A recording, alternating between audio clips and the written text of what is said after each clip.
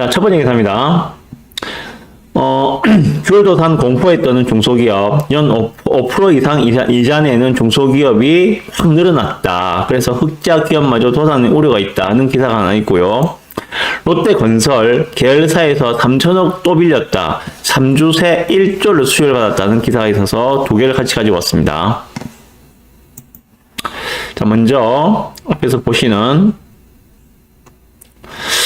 이게 바로 지금 현재 중소기업이 참 이자 금리가 급등하는 이 상황에서 중소기업이 처한 현실을 가장 대변할 수 있는 기사라 생각해서 가져왔습니다. 보시죠. 다음 달 만기가 돌아올 100억 원을 은행에서 제대로 재대출하지 않는다고 해서 저축은행까지 두드려 봤지만 연 4.5%에 쓰던 금리를 연 11%에 빌려가라니 올해 영업이익을 다 까먹게 생겼어요.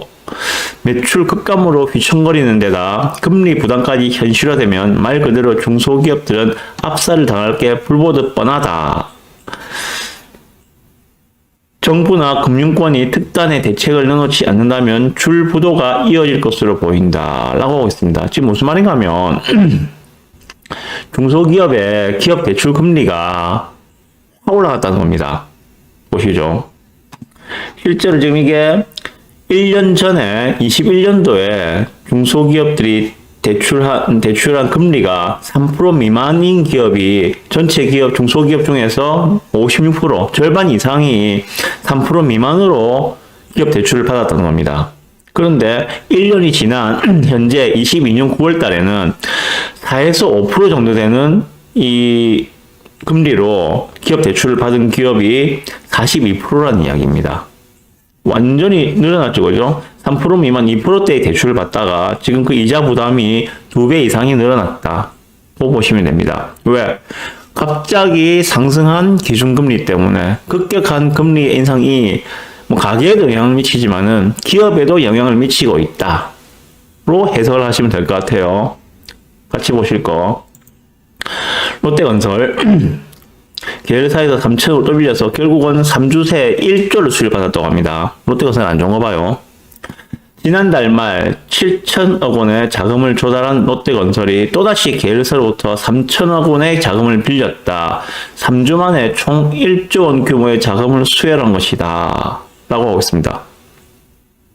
그러면은 이렇게 계열사가 있는 대기업들은 계열사에서 이렇게 빌릴 수도 있겠죠. 그런데 앞에서 보셨다시피 이런 중소기업들은 은행 말고는 돈 빌릴 데가 없잖아요. 그러면 울며 겨자 먹기로 고금리라도 돈을 빌려야 된다. 그에 따라서 그 기업의 영업이익은 감소할 수밖에 없다. 왜? 이자 부담이 커졌으니까. 그러면 기업이 할 수 있는 것들은 또 원가 절감을 하니 구조조정을 하니 이런 식으로 나올 수밖에 없겠죠. 중소기업이 이런 식으로 된다면은 결국 종국에는 경기 침체가 우려되지 않을까 하는 생각이 들어요. 자, 보시죠. 그러면 여기에 대해서 제가 드리고 싶은 말씀은 그런 겁니다. 지금의 금리 인상은 통상적으로 금리를 인상하는 시기와는 좀 다른 형국이다. 국면이 다르다. 경기가 화랑으로 성장이 계속적으로 나오는 그런 시기에 그러면은 통상적으로 성장도 고도 성장을 하고 있고 그에 따라서 물가도 같이 오르고 그런 속에서 금리를 인상하는 것과 지금은 다른 상황이다. 지금 경기가 좋은 상황이 아니죠. 경기가 좋은 상황이 아닌데 물가가 올라서 금리를 올린다고 하고 있잖아요. 그죠? 자, 그러면은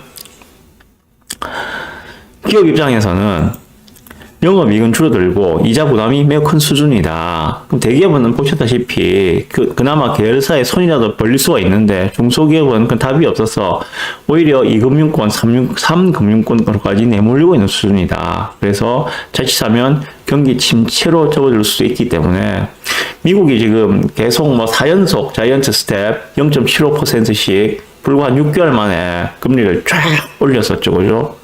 그럼에도 불구하고 한국은 지금 대응하는 수준이 자이언트 스텝을 할 수가 없고 빅 스텝으로 대응을 했죠. 10월 달에. 자, 이번 11월 달 24일입니까? 또 금통위가 예정되어 있기 때문에 거기서 다시 금리 인상을 하겠죠. 현재 미국의 기준금리 상단이 상단이 4%죠. 그죠? 미국은 상단이 4%고 한국은 현재 3%, 1%가 차이 나기 때문에 이번 11월 말에 있을 금통위에서 당연히 금리를 0.5%는 올릴 것이다. 이게 뭐 기정사실로 받아들여지고 있습니다. 가장 유력한 상황이죠.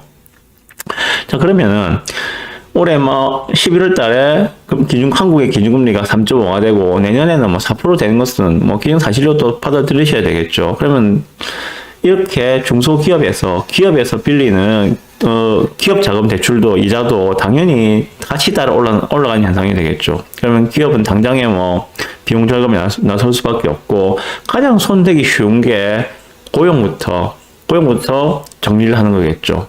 뭐 필요 없는 인력을 정리한다든지 하는 그러한 식의 구조조정이 나올 수밖에 없을 것입니다. 원가는 쥐어짤 만큼 쥐어쌌을 거예요.